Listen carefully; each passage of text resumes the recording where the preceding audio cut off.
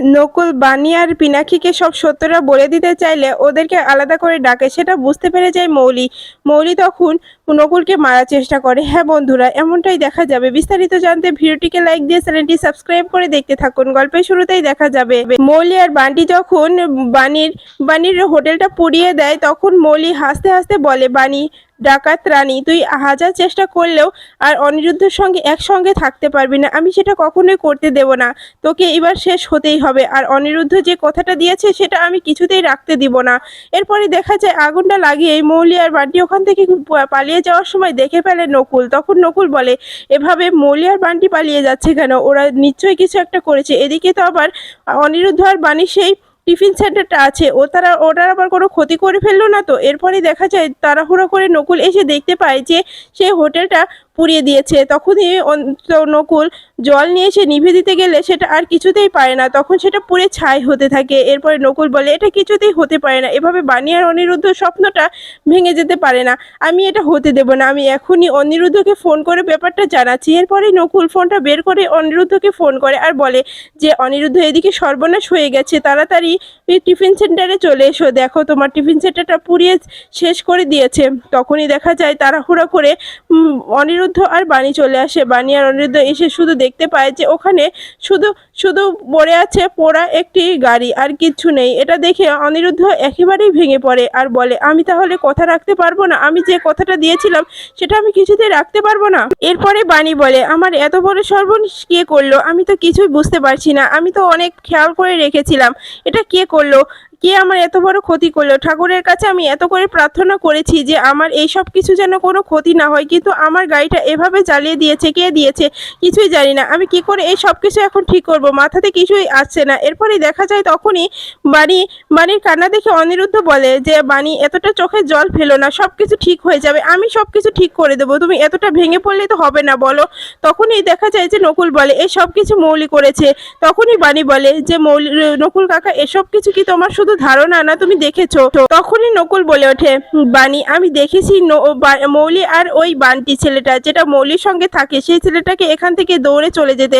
আমি এজন্যই ভাবছি যে ওরা দুজনই করেছে, ওরা ছাড়া এই কাজটা কেউ করতে পারে না। তখনই দেখা যায় যে নকুল আরো বলে যে, তাহলে এবার ওই মৌলিকে ছেড়ে দেওয়া যাবে না। তখনই বাণী বলে, এখনই আমি মৌলিদের বাড়ি যাব। মৌলি দিদিমণি এতটা ক্ষতি করে কি লাভ পাচ্ছে আমার সঙ্গে? আমি কিছুতেই ছাড়বো না। ওরা এত চেষ্টা করছে আমাদের সব সময় সবকিছু ক্ষতি করতে, কেন কেন চাইছে? এটা এটা কিছুতেই হতে দেওয়া যাবে না অনিরুদ্ধ বাবু। তখনই অনিরুদ্ধ বলে যে, এবার আমাকে কৈফিয়ত দিতেই হবে।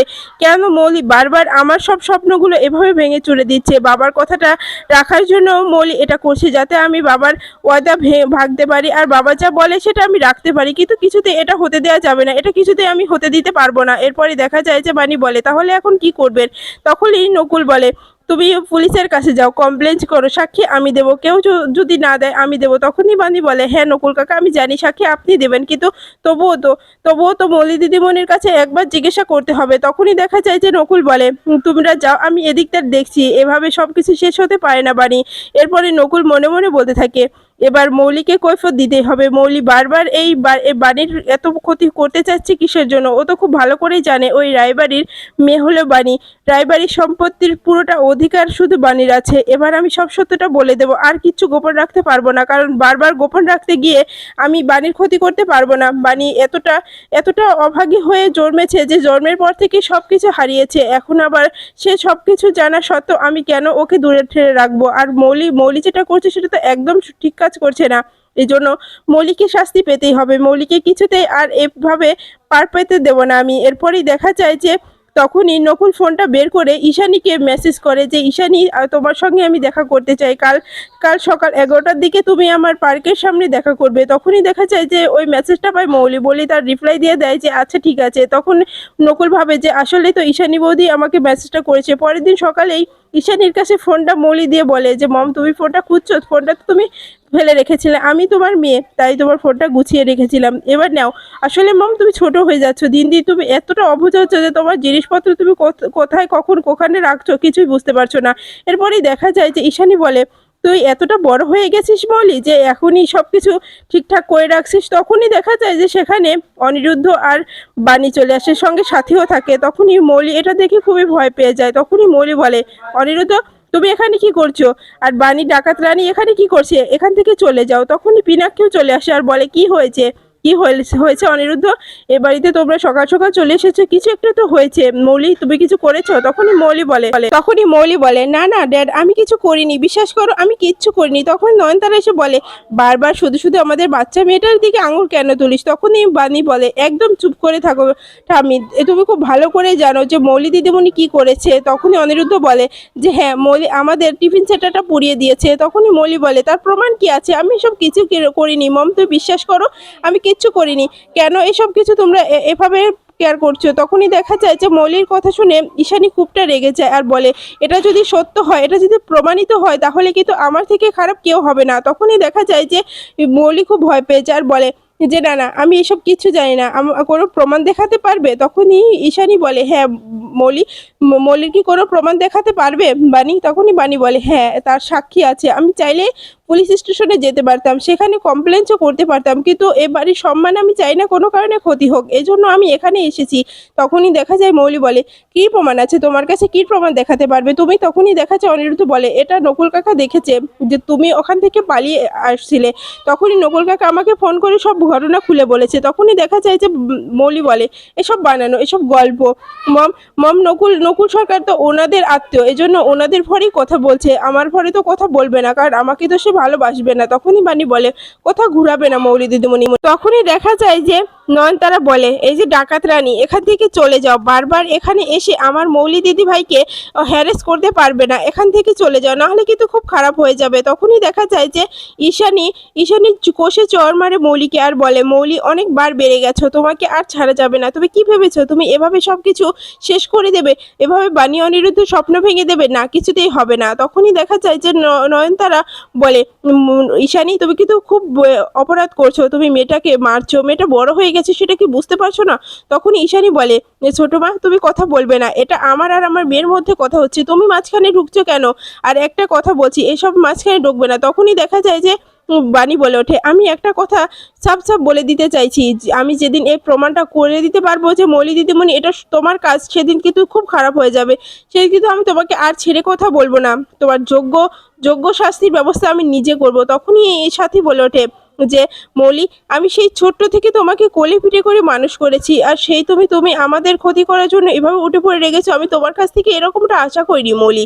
আসলে সব থেকে বড় ভুলটা মনে করতাম যে তোমার আর অনিরুদ্ধের বিয়েটা না হওয়াতে, আর এখন মনে হচ্ছে যে যা হয়েছে বেশ হয়েছে, ঠাকুর সব ইচ্ছা করেই করেছে, আমাদের ভালোর জন্য করেছে, তোমার মতো মেয়েকে আমাদের বাড়ির বউ করে পাঠায়নি বলে। এরপরে পিনাক্ষী বলে মৌলি যা করেছো তার কিন্তু একদম ঠিক কাজ করেনি, যদি এটা প্রমাণিত হয় তাহলে কিন্তু আমাদের থেকে খারাপ কেউ হবে না। তখনই মৌলি দাদু বলে ওঠে যে আমি বলছি অনিরুদ্ধ, যদি এটা মৌলি করে থাকে তাহলে আমি ক্ষতিপূরণ দিতে রাজি আছি, আমি তোমার সেই ট্রাকটা আর যে ক্ষতিটা হয়েছে সব টাকা আমি দিতে চাই, আমি আমি চাই, কারণ কারণ কি জানো তো যে মৌলি যেটা করেছে সেটা আমার মতে সেটা অপরাধ করেছে, কারণ অন্ন নষ্ট করা আমি একদম সহ্য করতে পারি না।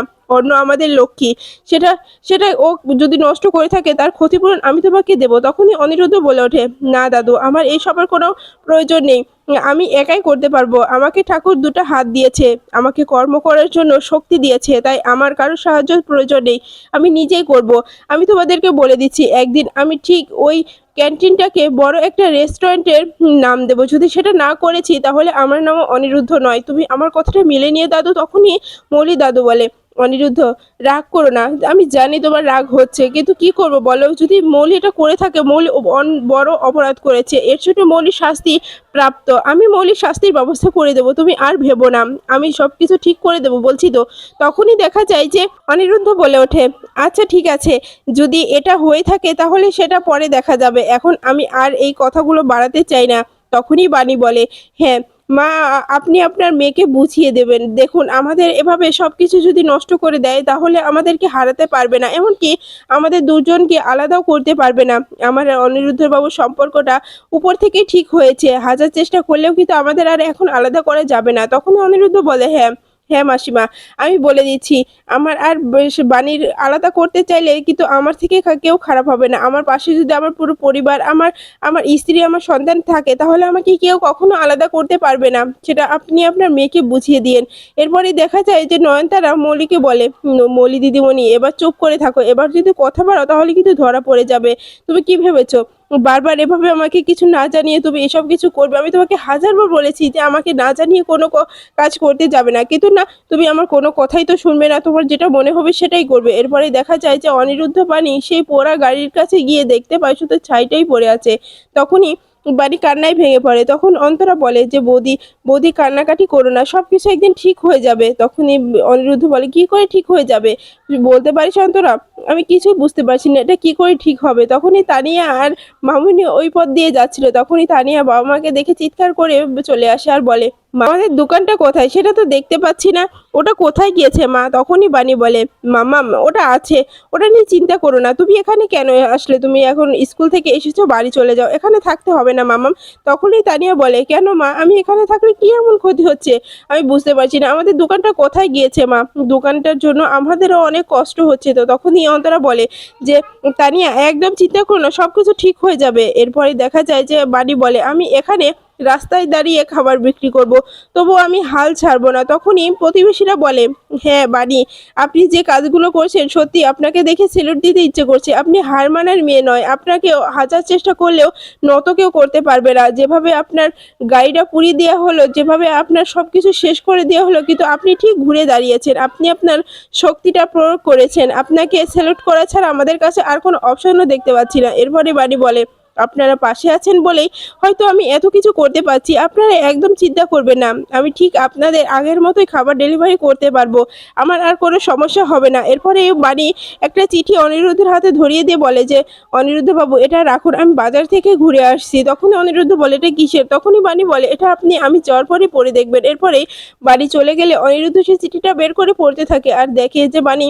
সেখানে তার ক্ষমাপ্রাপ্ত চিঠি লিখেছে। তখনই অনিরুদ্ধ বলে যে, বাণী আসলে একটা পাগলি মেয়ে, না হলে এরকম চিঠি আবার লিখে আমার কাছে দেয় নাকি? আমি তো বাণীকে ক্ষমা করে দিয়েছি আগে থেকেই, কেন যে বাণী সেটা নিয়ে এখনো নিজেকে অপরাধী বোধ ভাবছে সেটাই তো বুঝতে পারছি না। এরপরে নকুল অন্য জায়গায় সে পার্কের সামনে দাঁড়িয়ে থাকে ঈশানীর অপেক্ষায়, আর তখনই সেখানে মৌলি চলে আসে। আর মৌলিকে দেখে নকুল একটু অবাক হয়ে যায় আর বলে, তুমি এখানে? তখনই মৌলি বলে, কেন? কেন নকুল সরকার, ভেবেছিলে আমি এখানে আসবো না? ভেবেছিলে ঈশানী আসবে? ঈশানী রয় না, ঈশানী রয় তোমার ফোনটা রিসিভ করেনি, তোমার ফোনটা আমি দেখেছিলাম, তোমার মেসেজের রিপ্লাই আমি দিয়েছিলাম, তাই আমি এসেছি। তুমি কি ভেবেছো তুমি এভাবে সবকিছু সবার কাছে বলে দেবে? না, কিছুতেই সেটা পারবে না, আমি সেটা করতে দেব না, কারণ আমি আমি বেঁচে থাকতে সেটা হবে না। বাণীকে কিছুতেই আমি রায়বাড়িতে আসতে দেব না। তখনই দেখা যায় মৌলি আবার সে নাটক শুরু করে দেয় যে, বাবা বাবা তুমি আমাকে বাঁচাও, তুমি তোমার মেয়ের দিকে না তাকিয়ে তুমি ওই বাড়ির দিকে তাকাচ্ছ।